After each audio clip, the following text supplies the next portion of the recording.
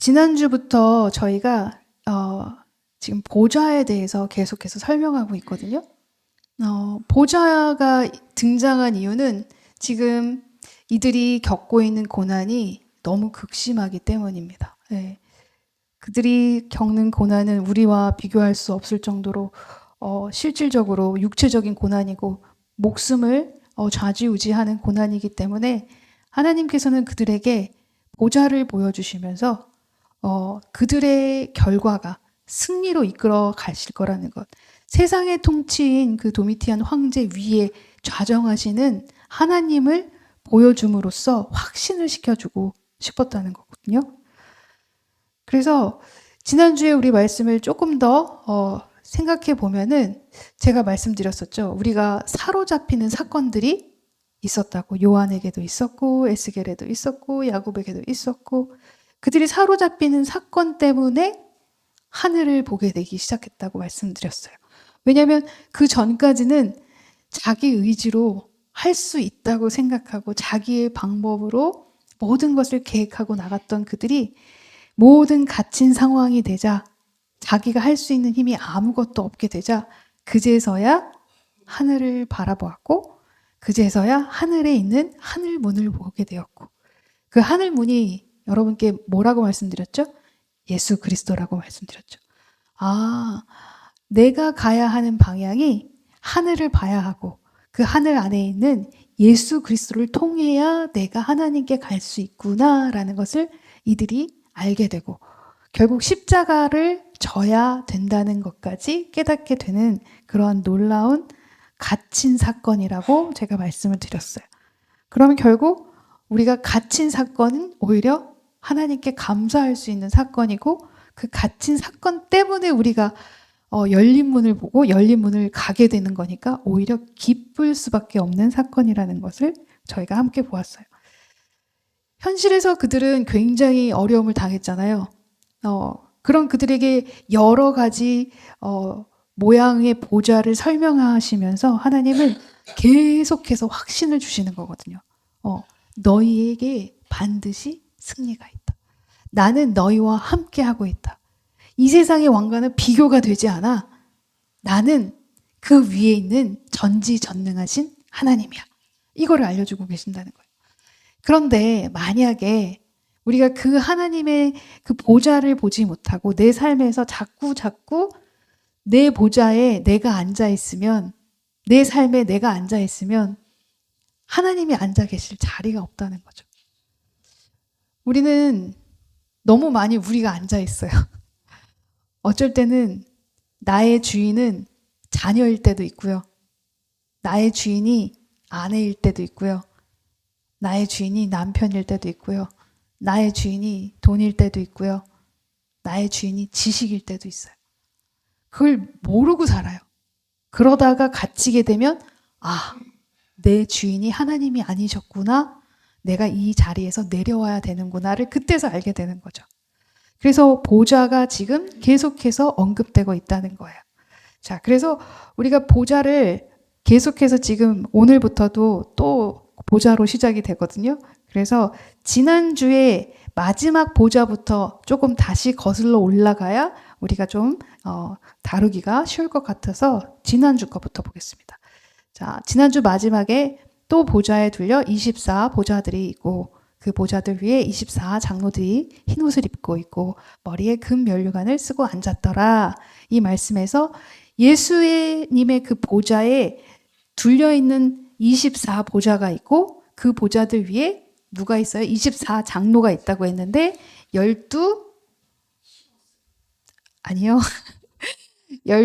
지파가 구약에 있는 12지파와 그리고 신약의 12 사도들이 합해져서 24 장로라고 말씀을 드렸어요. 그러면 이 24 장로는 교회를 대표하는 모습이라는 거예요. 그럼 결국 이 24 장로가 누구라고 말씀드렸죠? 우리라고 말씀을 드렸어요. 그러면 하나님께서 이 보좌의 말씀을 보여주시면서 확신을 주고자 하는 건 너희들이 이 보좌에 앉는 거야.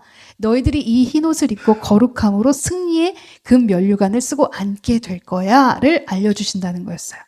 자, 그리고 나서 오늘과 지난주에 겹치는 본문이 5절인데 보좌에서부터, 그러니까 예수님의 그 보좌에서부터 번개와 음성과 뇌성이 났다고 했어요. 이 모습은 결국 그들이 두려워하는, 가장 두려워하는 소리가 도미티안 황제의 명령과 그런 그들의 심판이 가장 두려웠었는데, 그들 위에 있는 하나님의 심판과 하나님의 뇌성과 하나님의 번개와 하나님의 모든 것이 그들 위에 있다는 것을 다시 한번 확인시켜 준 거죠. 그리고 나서 오늘 본문 시작이 또 보좌예요. 근데 보좌에서 뇌성이 나고 번개 소리가 나고 지금 큰 소리가 나고 있는데, 보좌 앞에는 또 그거와 반대로 굉장히 고요한 수정과 같은 유리 바다가 있다는 거예요. 굉장히 대조적이죠. 이게 무슨 의미일까? 여기서는 막 우레소리, 번개소리, 큰 음성이 나고 있는데 보좌 앞에는 고요한 유리 바다가 있대요. 우리가 유리 바다를 어떻게 해석해야 할까 보면 에스겔서에 나와 있어요, 여러분. 그 생물의 머리 위에는 수정 같은 궁창의 형상이 펴 있어 보기에 심히 두려우며, 궁창의 모습이구나. 궁창은 상징이 창세기 1장 7절에 나와 있던 것처럼 어떤 모습이냐면 섞여 있는 거예요. 하늘과 바다가 다 섞여 있을 때 그걸 궁창이라고 하셨거든요.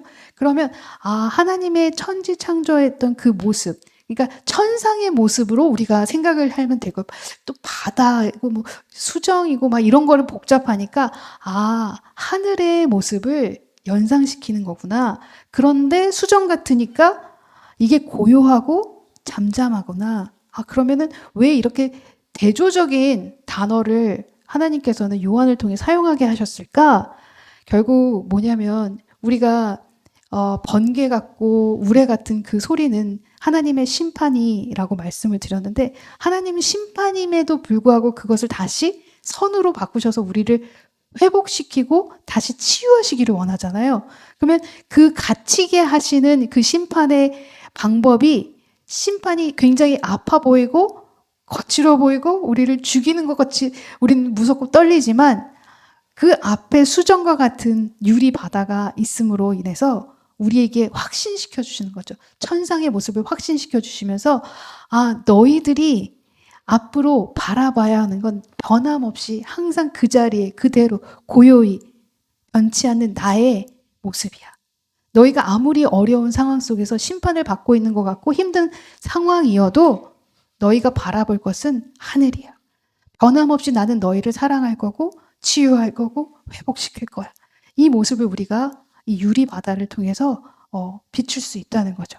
그리고 나서 뭐라고 설명하니까 보좌 가운데 그리고 보좌 주위에 갑자기 네 생물이 등장하게 됩니다. 그리고 눈이 되게 많대요. 앞뒤로 그냥 눈이 다다다다닥.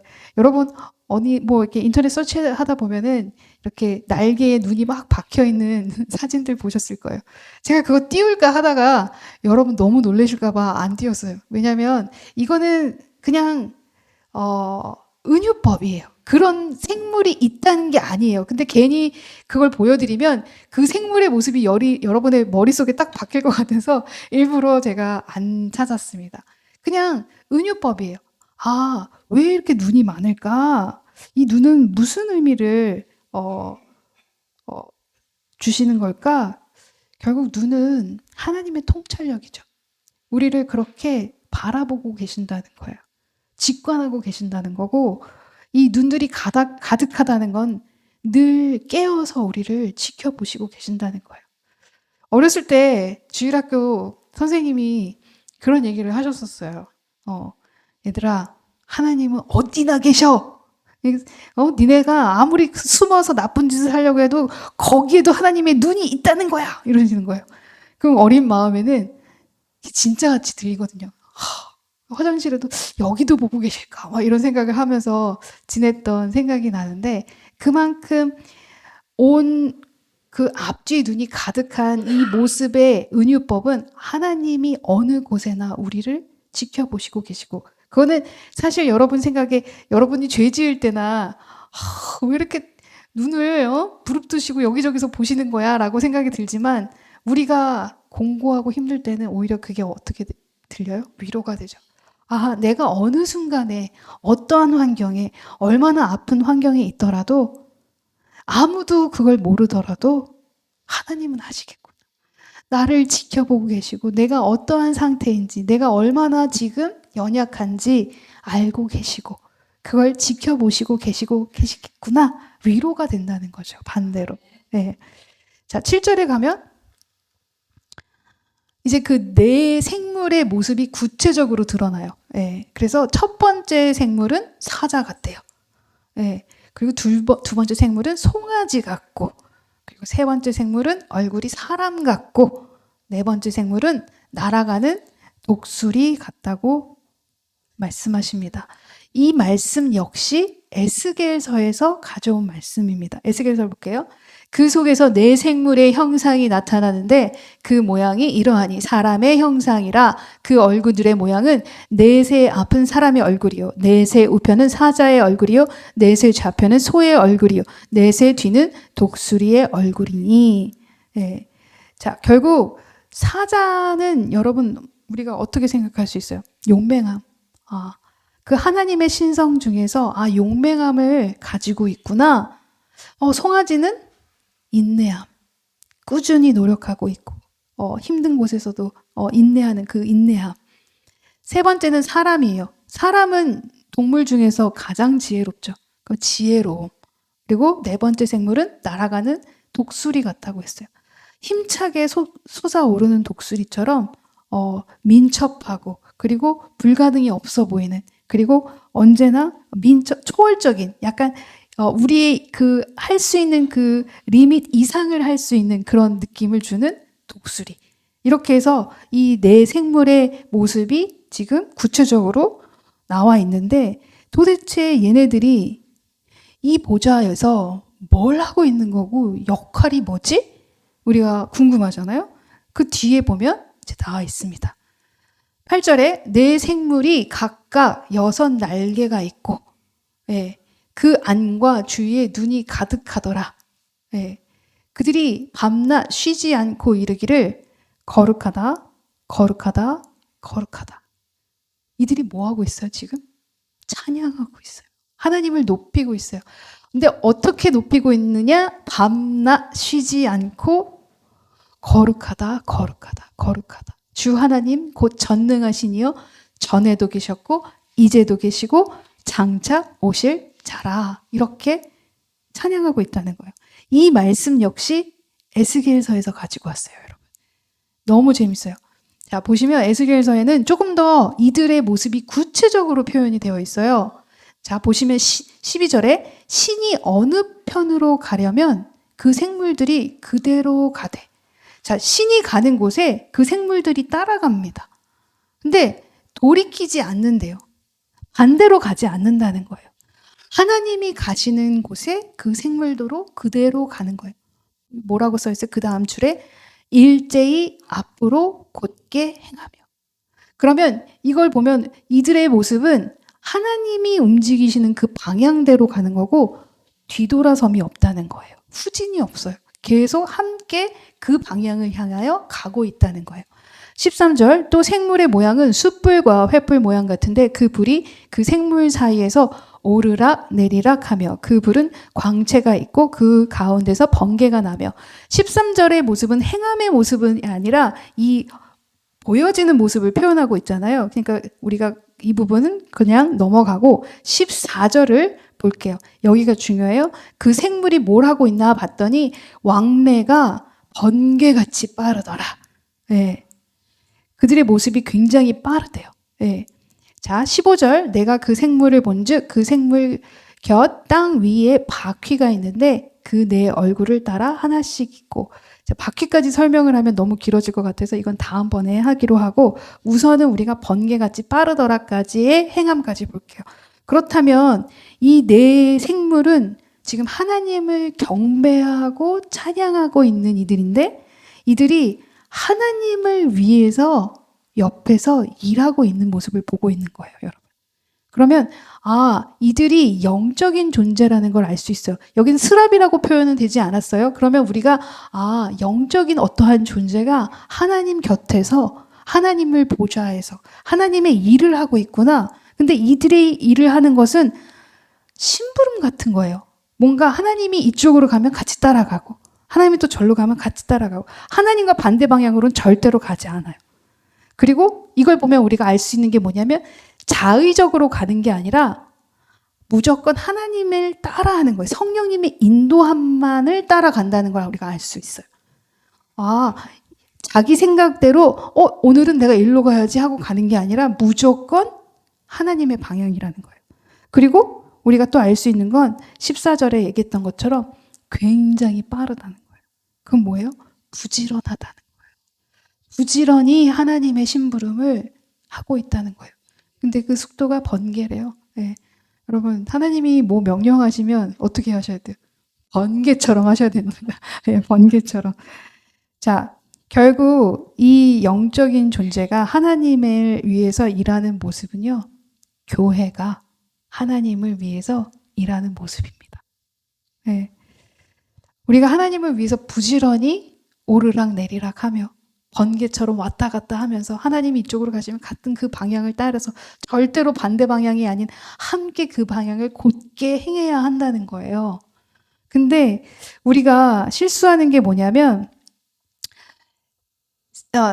세상적인 가치관으로 비교해 봤을 때 많은 공동체나 단체들이 하는 방법을 교회들도 많이 수용을 합니다. 그래서 뭐 다수결로 뭔가를 의결하고 하는 것이 대부분이죠. 네. 물론 다수결이 나쁘다는 게 아니에요. 절대로 여러분. 그러나 다수결 역시 인간의 생각일 수 있을 때도 있다는 거예요. 예를 들어보면 뭐 유대인들이 예수님을 십자가에 못 박아라 못 박아라. 그들 전부가 못 박으라고 했어. 물론 하나님께서 그거를 계획하셨기 때문에 또 그들이 할 수 있었지만 그들의 다수가 결국 예수님을 죽이는 거였거든요. 또 스데반의 집사도 마찬가지죠. 스데반 집사. 그들이 스데반 집사를 돌로 쳐 죽였을 때 그 무리들이 함께 같이 움직였다는 거예요. 다수가 움직였어요. 그렇게 생각했을 때 우리가 교회 안에서 공동체 안에서 무조건 다수결의 원칙이 성립되는 것은 아니구나.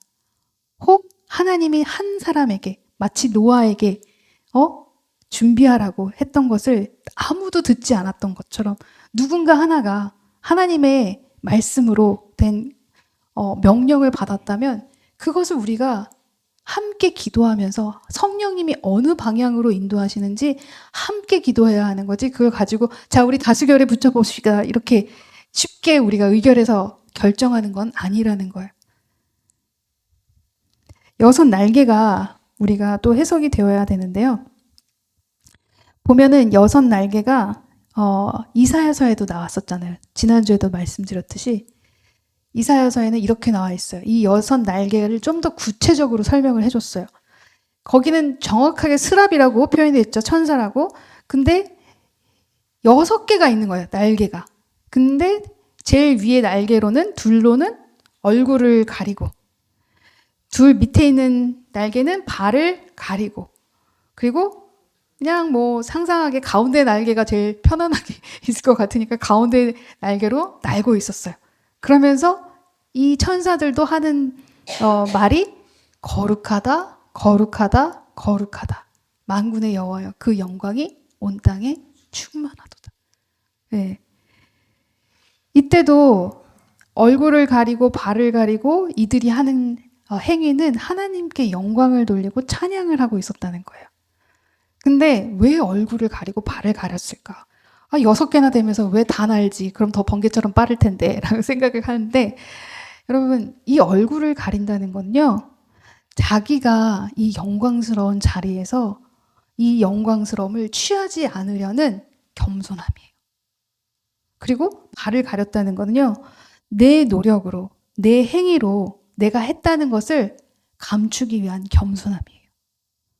우리는 자꾸 우리를 드러내고 싶어 하죠. 저도 그냥 뭔가 잘하면 칭찬받고 싶고 그런 게 너무 많습니다.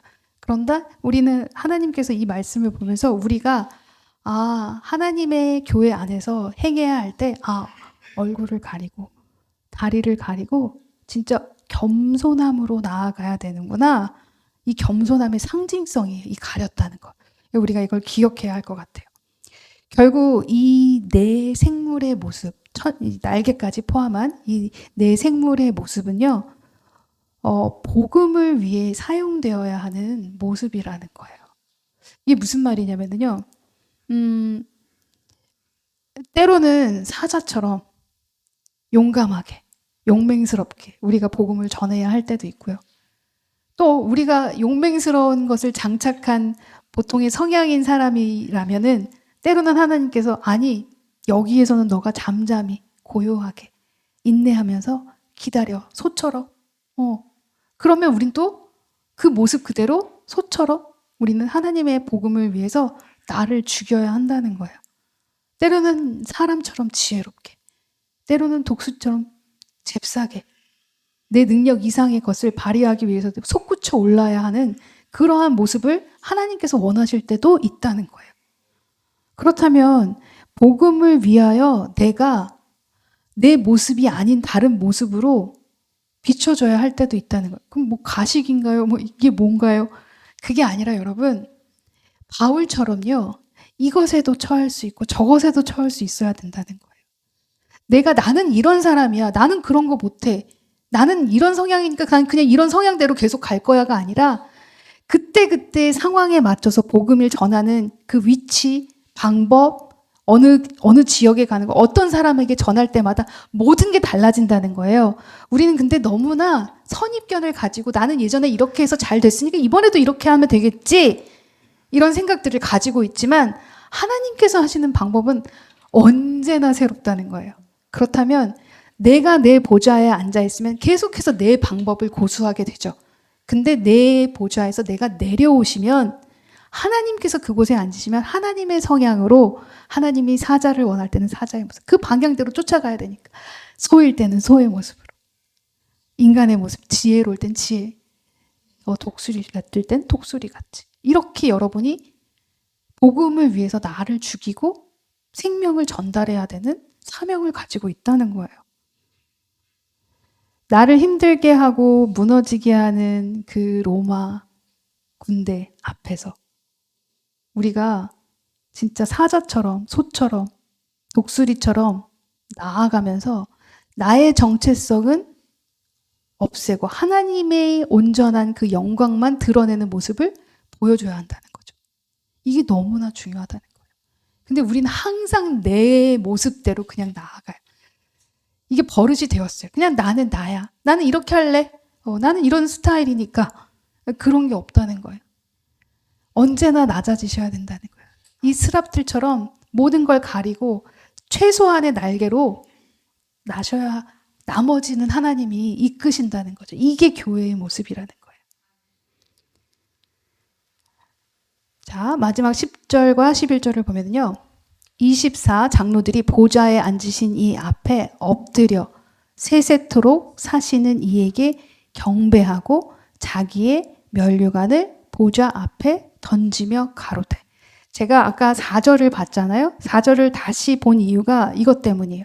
자, 24 장로들이 분명히 흰 옷을 입고 면류관을 썼어요. 그죠? 면류관을 썼는데 지금은 어떻게 하고 있어요? 이 면류관을 보좌 앞에 던졌어요. 뭐지? 왜 패대기 쳤지? 이게 뭐지? 여기서 우리가 이 던지는 행위가 무엇인가를 찾아보면은요, 그 당시에요, 정복당한 왕이 정복을 한 왕한테 패배를 인정하는 모습이에요. 당신이 이겼습니다. 내 왕권은 이제 당신의 것입니다. 나는 패배를 인정합니다. 하고 왕관을 내려놓는 것이 그때 당시의 유래예요. 그렇다면 우리가 여기서 생각할 수 있는 게, 하나님 앞에 우리가 그 면류관을 던지는 모습은 하나님의 그 크신 힘 앞에서 제압을 당해서 굴복을 인한 분통한 그런 고백인 것인가? 아니요, 그게 아니라 오히려 이 면류관을 던지면서요, 당신이 온전히 이 세상의 왕이십니다라는 경배의 모습인 거예요. 그러니까 감격인 거예요. 내가 왕관을 받았어요. 하나님께. 승리해서 왕관을 받았는데 이 왕관을 내가 이 왕관조차도 받을 수 있었던 이 승리조차도 당신으로부터 온 것입니다. 하고 내려놓는 거죠. 나는 왕이 아닙니다. 나는 내 왕좌에서 이 보좌에서 내려오겠습니다. 당신이 통치하여 주시옵소서. 이 모습인 거예요. 정말 그게 겸손함을 보여주는 거죠. 이 장로들이. 이게 우리의 모습이어야 된다는 거예요. 여러분. 우리는 이렇게 주님 앞에 의롭다 칭함을 받고 우리가 승리해 나가면 우리에게 칭찬도 많이 해주시지만 이 모든 것 앞에서 주님, 당신이 하셨습니다. 당신이 나를 이끌어 주셨습니다. 통치하여 주시옵소서. 하고 여러분의 왕관을 매 순간 내려놓으시기를 바랍니다.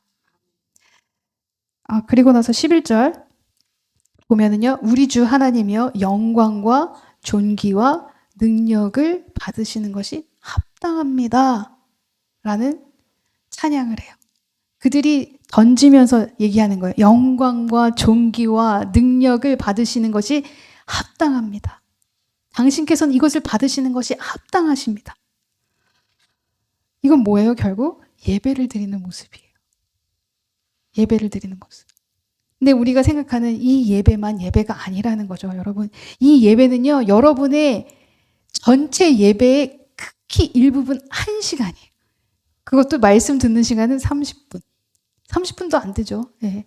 길게 하면 또 좋으실까봐 내가 또 맨날 이거 자르느라고 얼마나 애쓰는데. 그러면 여러분, 이 예배만 지금 예배라고 하는 게 아니라요. 이 나머지 여러분의 삶에서 여러분의 가치를 어디에 두고 그 가치가 당신께 있습니다. 당신께서 나의 모든 삶을 받으시기에 합당하십니다. 라는 고백이 진짜 예배인 거예요. 그럼 매 순간이 예배가 되어야 되는 거죠. 그런데 우리가 착각하는 것이 있어요. 종종 착각을 어떻게 하냐면 내가 생각했을 때 이러한 상황, 이러한 뭐 조건, 감사할 일들 이런 게 생겼을 때 주님 감사합니다. 당신께서 경배를 받으시고 존귀와 능력을 받으시는 것이 합당합니다 하는 것이 아니라 여러분이 생각했을 때 이건 뭐 난리야.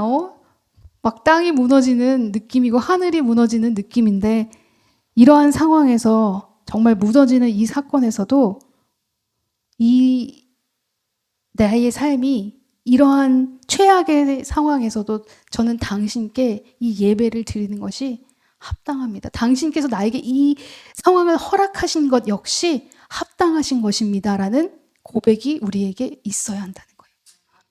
근데 우리가 그걸 안 하죠. 네, 기쁠 때만 하고 주시면 주님 역시 최고 막 이러고 안 주시면 진짜 왜 이러실까 진짜 막 이러시고 이러면 안 된다는 거예요. 진정한 하나님이 원하시는 예배는요. 우리 삶이 원치 않는 길에 놓였을지라도 내가 너무너무 고통스러워서 내 삶을 놓아볼 정도 아플지라도 그것이 하나님께서 나에게 허락하신 것이라면 주님 이것 역시 합당한 방법입니다. 제가 합당히 여기고 이 모든 가치를 주님께 드리겠습니다. 이게 진짜 예배라는 거예요. 마무리를 지어볼게요. 우리 모두가 힘들고 어려운 일들이 많이 있습니다. 어떤 분들은 지금도 힘들 수도 있고요. 도대체 이 힘듦은 언제 끝나나? 도대체 하나님은 언제까지 고난을 허락하시는 걸까? 이해가 안 되셔서 질문하시는 분들도 있을지도 모릅니다. 근데 오늘 말씀을 통해서 하나님께서는요, 하늘 보좌의 승리를 확정 지어 주시는 거예요. 미래를 확신시켜 주시는 거예요. 그러면 그 승리를 향해 우리는 달려가는 거죠. 그 미래를 보면서.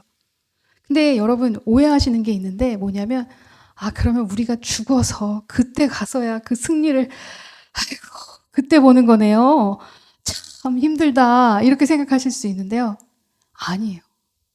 그때만 승리를 보는 게 아니라요. 그 승리를 지금 확신하는 이유는 뭐냐면 지금부터가 그 승리에 대한 확신 때문에 지금부터가 달라지는 환경이 바뀐다는 거예요. 왜냐면 내가 승리를 확신하기 때문에 나의 삶의 생각이, 태도가 지금 이 순간이 다르게 해석이 되는 거예요. 예전까지는 불투명하고 내가 승리를 할 수 있을까 없을까? 정말 주님이 하실까 안 하실까? 매일 고민하고 하나님 응답해 주시옵소서, 주시옵소서. 여러분 응답해 주시옵소서라는 기도 좀 안 하셨으면 좋겠어요. 왜냐면 이미 다 응답하셨는데 왜 자꾸 응답을 해달라고 하시는지. 이미 다 쓰여져 있잖아요. 승리 주겠다 약속하셨잖아요. 그럼 너희는 뭘 하라고? 너희는 하늘 문을 열고 그 문을 들어가고 예수 그리스도의 십자가만 지면 마땅히 될 일이 당연히 될 건데 왜 자꾸 해달라 하느냐 하실 거라는 거예요. 이미 승리를 주셨기 때문에 그 승리를 아는 우리는 지금 이 순간 내 삶이 바뀌기 시작하는 거죠. 왜? 어떻게 바뀌어요? 이 고난, 미치겠습니다. 주님 참게 해주시, 인내하게 하여 주시옵소서 하는 기도가 아니라 이제는 어떻게 바뀌겠어요? 하나님 너무 감사합니다. 이 갇히게 하신 이 이유 때문에 내가 주님을 보게 되었네요. 내가 이 갇힌 사건 때문에 하늘 문을 이젠 깨달았습니다. 이게 나오니까 당연히 내 길이 어떻게 돼요? 마땅히 될 승리로 저절로 가고 있게 되는 거잖아요. 그러니까 감사할 수밖에 없고 기쁠 수밖에 없으니까 고난 때 우리가 즐거워할 수 있다는 거예요. 그럼 현재가 바뀌는 거잖아요. 현재가 더 이상 지치는 상황이 아니라는 거죠. 네. 이걸 주님께서 이 보좌를 통해서 계속 지금 확신시켜 주시고 계신다는 거예요. 하늘의 승리를 알게 된 후 우리는 현실을 다른 관점에서 보게 돼요. 해석이 달라져요, 여러분. 마치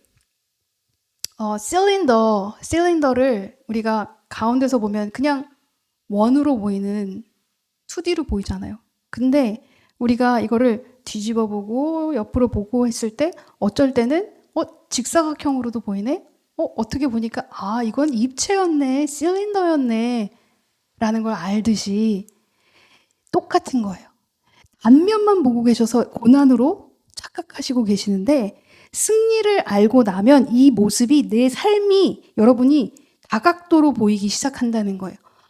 이런 부분에선 하나님이 나를 고치시려고 나를 지금 징계하셨던 거고 이런 부분에서는 나를 어떤 깨닫게 하시는 거고 이런 부분에서는 나와 저 사람과의 관계된 것을 해결하기 위해서 일어난 사건이었고 이런 영적인 해석이 여러분이 되기 시작한다는 거예요. 그럼 얼마나 재밌게요. 네, 이 재밌는 걸 여러분 경영이라고 하죠. 네, 하나님의 경영. 이 경영을 여러분이 시작하셨으면 좋겠습니다. 이제 여러분께서 이 경영을 아시려면요. 고난 속에서 뭘 봐야 할까요? 말씀. 말씀을 읽기 시작하셔야 합니다. 네, 말씀을 읽지 않으면요. 절대로 하나님의 생각을 우리가 엿볼 수도 없어요. 봐도 모르는데, 네, 그러면은 봐도 모르는데 그냥 봐요? 자꾸 보면 알게 돼요. 근데 여러분 신기하죠? 그 비밀이 저들에게는 허락되지 않고 우리에게는 허락이 되었잖아요. 근데 그 비밀이 감춰진 비밀을 내가 찾고자 할 때 보여주시거든요. 그래서 내가 찾고자 하면 그 비밀이 양박 까지듯 하나씩 벗겨지기 시작하는 거예요. 아니 이런 걸 내가 해석할 수 있다고? 여러분 진짜 하나님께서 직접 여러분께 해석해 주시기 시작하시고 그리고 여러분의 삶이 해석되기 시작하고 여러분이 하나님의 생각으로 경영할 수 있게 된다는 거예요. 오늘 이 보좌의 말씀이 그들에게만 있는 말씀이 아니라 우리에게 동일하게 힘으로 능력의 말씀으로 다가왔으면 좋겠습니다. 그래서 이 승리를 향해 가는 우리의 역할을 이 네 생물과 그리고 24장로들을 통해서 우리가 보았던 것처럼 여러분이 최소한의 겸손함으로 6날개를 다 펴는 것이 아니라 2날개로 진짜 겸손함으로 가시고 그리고 복음을 위해서 내가 어떠한 것도 내가 지금 죽음으로 내 모습이 이러한 모습일지라도 때로는 사자로, 때로는 소로, 때로는 독수리로, 때로는 지혜 있는 사람의 모습으로 하나님의 복음을 위해 내가 나아가겠습니다라는 다짐이 여러분의 삶에 있기를 소망합니다.